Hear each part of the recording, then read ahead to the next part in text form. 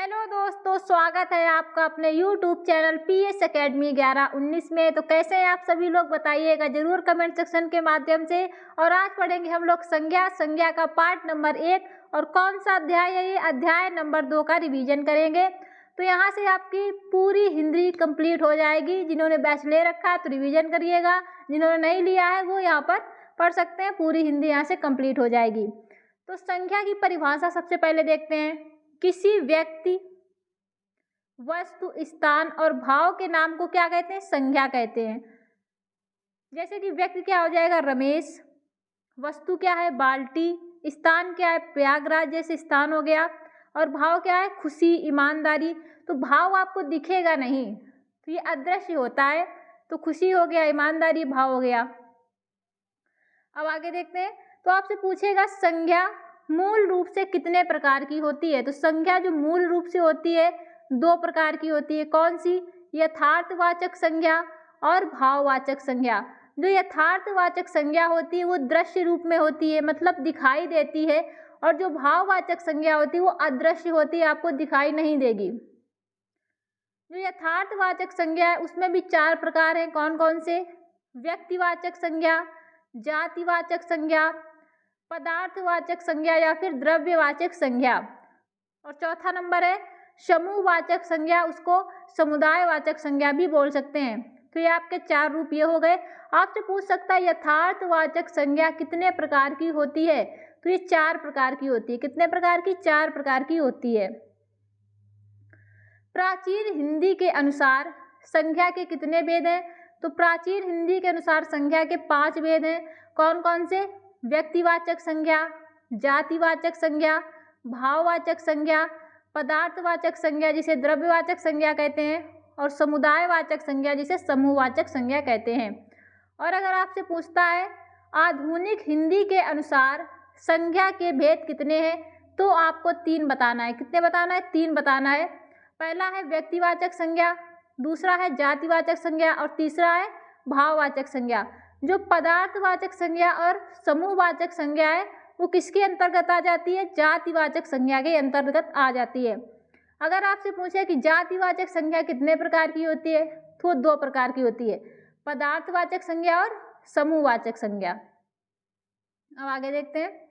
अगर आपसे ये पूछे कि संज्ञा के कितने प्रकार होते हैं, कुछ भी ना दे, ना ही आधुनिक दे, ना प्राचीन दे, ना मूल रूप दे, तो आपको कितना बताना है? 5 बताना है। यहाँ पे मूल रूप नहीं आएगा, ये गलत दिखा है यहाँ पर। अगर पूछता है रचना के आधार पर तो 5 प्रकार की, उत्पत्ति के आधार पर तो 5 प्रकार की, कुल कितने भेद होते हैं तो 5 प्रकार की, और व्युत्पत्ति के आधार पर तो 5 प्रकार की। लेकिन मूल रूप से अगर आपसे पूछता है तो 2 प्रकार की होती है। कितनी? 2 प्रकार की होती है।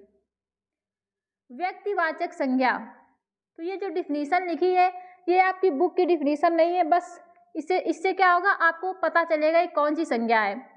तो जो बुक की डिफिनीशन है वो आपकी अगर एग्जाम में आती है तो बुक की डिफिनीशन आपको बताना है। लेकिन यहाँ पर आपको जो डिफिनीशन दे रखी है वो बुक की डिफिनीशन नहीं है, बस आपको याद करने के लिए कैसे आप संज्ञा की पहचान करें इसके लिए ये डिफिनीशन दे रखी है। तो व्यक्तिवाचक संज्ञा क्या होगी?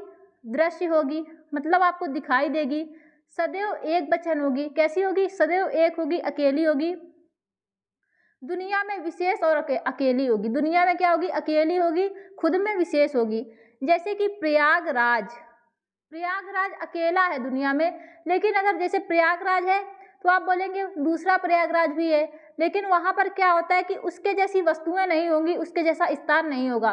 तो ये सिर्फ एक है, अकेली है। मेरठ हो गया, रमेश हो गया, ताजमहल हो गया, माउंट एवरेस्ट हो गया। तो कैसी है? अकेली है। आप बोलेंगे रमेश दूसरे का भी नाम होता है, तो क्या रमेश उसके जैसा है? उसके जैसा दिखता है? नहीं दिखता है। इस वजह से रमेश क्या है? व्यक्तिवाचक संज्ञा है। अब आगे देखते हैं, जातिवाचक संज्ञा को देखते हैं। जातिवाचक संज्ञा दृश्य होगी, बहुवचन उसका बन सकता है। तो जातिवाचक संज्ञा क्या होगा? बहुवचन बन सकता है, जिसके जैसे और हो, जिसके जैसे और भी होते हैं तो आपकी जातिवाचक संज्ञा होती है। कैसी होती है? जातिवाचक। जैसे कि कुत्ता, लड़का, लड़की, पहाड़, तो ये कैसी है? जातिवाचक संज्ञा है। तो ये कुत्ता, अब बहुत सारे कुत्ता होते हैं ना, तो इस वजह से आप क्या करेंगे? ये जातिवाचक संज्ञा है। लड़के, लड़का जो होते हैं बहुत सारे, तो देखो यहाँ पर लड़का का बहुवचन बन रहा है लड़के, लड़की का बन रहा है लड़कियाँ, और पहाड़ कैसा है, पहाड़ जातिवाचक संज्ञा। लेकिन अगर यहाँ पर माउंट एवरेस्ट देता है तो आपको क्या लगाना है, व्यक्तिवाचक संज्ञा लगाना है। आपका पहाड़ किस में आ जाएगा, जातिवाचक संज्ञा में आ जाएगा। अब देखते हैं भाववाचक संज्ञा। भाववाचक संज्ञा क्या होती है, ये अदृश्य होती है, एक वचन होती है, और आपकी डिफिनीशन के लिए लिखा गया है जिसे प्लेट में ना परोसा जा सके। आप भाववाचक संज्ञा को किसी प्लेट में परोस नहीं सकते हैं। अब आप बोलेंगे कि जो जातिवाचक संज्ञा है उस पहाड़ को कैसे परोस लेंगे उसमें, तो उससे ज़्यादा बड़ी प्लेट लाइए आप, तो आप उसमें परोस लेंगे। भाववाचक संज्ञा अदृश्य होगी, एक वचन होगी, जिसे प्लेट में ना परोसा जा सके। जैसे कि मोहब्बत, मोहब्बत को आप प्लेट में परोस के दिखाइए। नफरत, बुराइयां। लेकिन जैसे ही भाववाचक संज्ञा बहुवचन में जाएगी तो क्या बन जाएगी, जातिवाचक संज्ञा हो जाएगी, क्योंकि इसका बहुवचन बना है तो जातिवाचक संज्ञा का बहुवचन बनाया जा सकता है, तो बनता है। तो इस वजह से भाववाचक संज्ञा जैसे ही बहुवचन में जाती है तो जातिवाचक संज्ञा के अंतर्गत आ जाती है। अब यहाँ से आपकी जो किताब वाले रूल हैं यहाँ से स्टार्ट होते हैं। तो व्यक्तिवाचक संज्ञा क्या है, जो किसी विशेष व्यक्ति, वस्तु या स्थान का नाम बताती है।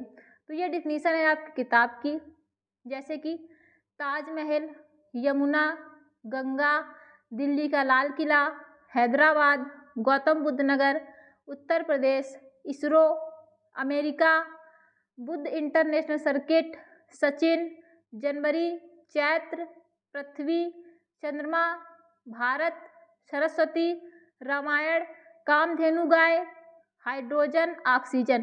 तो ये क्या हो जाएगी, व्यक्तिवाचक संज्ञा के अंतर्गत आते हैं। अब देखते हैं जातिवाचक संज्ञा। जातिवाचक संज्ञा वह संख्या जो किसी जाति या उपजाति का बोध कराती है, तो क्या कहलाती है, जातिवाचक संज्ञा कहलाती है। जैसे कि नदी, महीना, जानवर, अध्यापक, मंत्री, वकील, आम, सेब, लैपटॉप, मोबाइल, डायरी, पेन, लड़का, बैंक, गाय, काली गाय। काली गाय, देखो यहाँ पर काली लग गया ना, तो आप बोलेंगे ये जातिवाचक संज्ञा में होगी, तो ये जातिवाचक संज्ञा में नहीं होगी, क्योंकि काली गाय और भी हो सकती हैं, काली गाय और भी हो सकती हैं। जैसे कि LG का फ्रिज, चावल, दशहरी आम।